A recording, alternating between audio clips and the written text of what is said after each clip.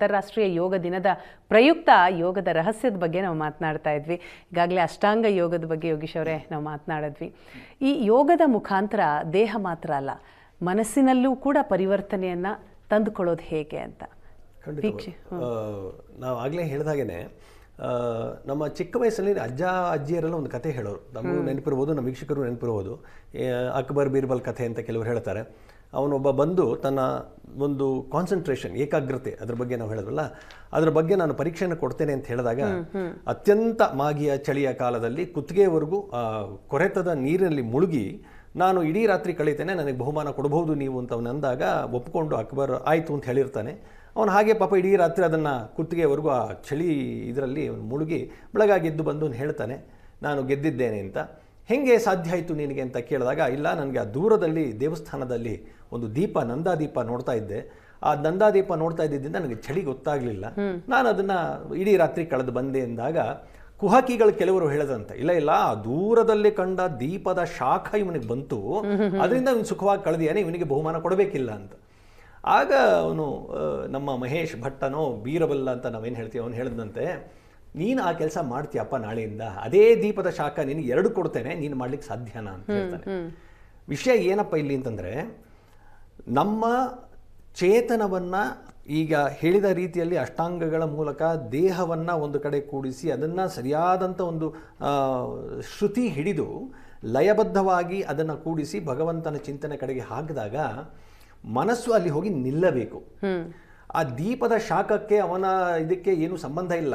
ಆದರೆ ಆ ದೀಪವನ್ನು ಅವನು ನೋಡ್ತಾ ಇದ್ದಾಗ ಆ ಚಳಿ, ಆ ಕೊರೆತ, ಆ ದೈಹಿಕವಾದಂತಹ ಕ್ಲೇಶ ಯಾವುದೂ ಅವನಿಗೆ ಬಾಧಿಸಲಿಲ್ಲ.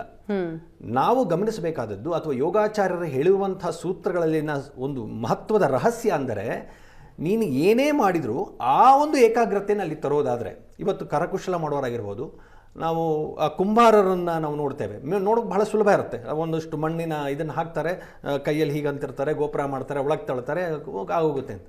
ಅದನ್ನು ನೀವು ಪ್ರಯತ್ನಪಟ್ಟು ನೋಡಿದಾಗ ಗೊತ್ತಾಗುತ್ತೆ ಅದು ಅಷ್ಟು ಸುಲಭ ಅಲ್ಲ ಅಂತ. ಅಲ್ಲಿ ಎಷ್ಟು ಏಕಾಗ್ರತೆ ಬೇಕು ಅಂತ ಹೇಳಿ.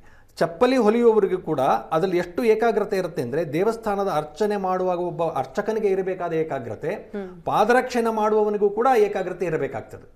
ಅದನ್ನು ಕಲಿಸಿಕೊಡುವುದು ಈ 8 ಪ್ರಕಾರಗಳಲ್ಲಿ ಅಷ್ಟಾಂಗಗಳನ್ನು ಸಾಧನೆ ಮಾಡಿಯೇ ಬರ್ತೀನಿ ಅಂತ ಅನ್ನೋದಕ್ಕೂ ಒಂದು ಮಾರ್ಗ ಇದೆ.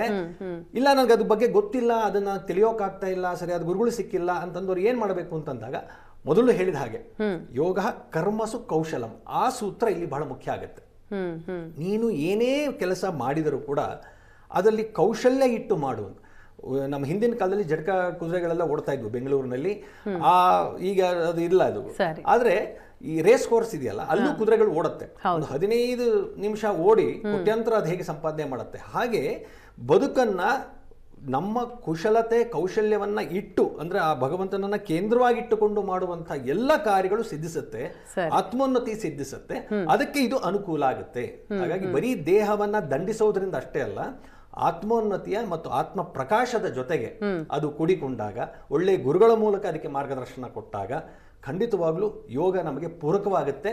ಯಾವುದೇ ಬಾಧಕ ಇಲ್ಲದ ಹಾಗೆ ನಮ್ಮ ಆತ್ಮೋನ್ನತಿ ಸಿದ್ಧ ಆಗುತ್ತೆ ಅನ್ನೋದು ಯೋಗ ಕರ್ಮಸು ಕೌಶಲಂ ಅನ್ನುವ ಸೂತ್ರದೊಂದಿಗೆ ಪ್ರಾಯ ಕಾಣಬಹುದು ಅಂತ ಹೇಳಿ. ಬದುಕಿನಲ್ಲಿ ಎಂತಹದ್ದೇ ಕಷ್ಟ ಬರಲಿ, ಏನೇ ಬರಲಿ, ಅದನ್ನು ಅಷ್ಟೇ ಛಲವಾಗಿ ಎಲ್ಲವನ್ನು ಎದುರಿಸಬಹುದು ಅನ್ನುವಂಥದ್ದು ಈ ಯೋಗದಿಂದ ನಾವು ತಿಳಿಬಹುದು ಅಂತ ಹೇಳ್ತೀರಿ.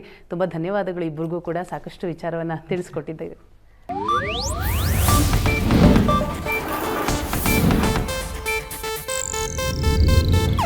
ಇದು ಏಷ್ಯಾನೆಟ್ ನ್ಯೂಸ್ ನೆಟ್ವರ್ಕ್ ಪ್ರಸ್ತುತಿ.